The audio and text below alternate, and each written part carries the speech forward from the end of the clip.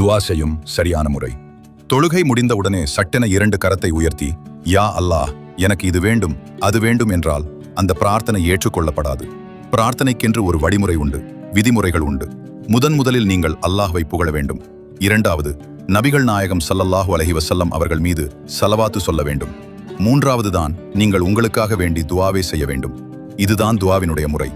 எடுத்தவுடனேயே நாம் நம்முடைய தேவைகளுக்காக அல்லாஹ்விடத்திலே கேட்டால் அந்த துஆ வானத்திற்கும் பூமிக்கும் இடையிலே அந்தரத்தில் தொங்கும் என்று ரசூலுல்லாஹ் ஸல்லல்லாஹு அலைஹி வஸல்லம் அவர்கள் கூறினார்கள்.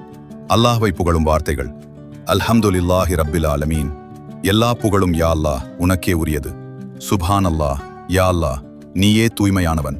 அல்லாஹு அக்பர், யா அல்லாஹ் நீயே பெரியவன் என்கிற ஏதாவது ஒரு வார்த்தையை சொல்லி அல்லாஹ்வை முதலில் புகழுங்கள். 2வது, நபிகள் நாயகம் ஸல்லல்லாஹு அலைஹி வஸல்லம் அவர்கள் மீது நீங்கள் ஸலவாத்து சொல்லுங்கள். அல்லாஹும்ம ஸல்லி அலா முஹம்மதின்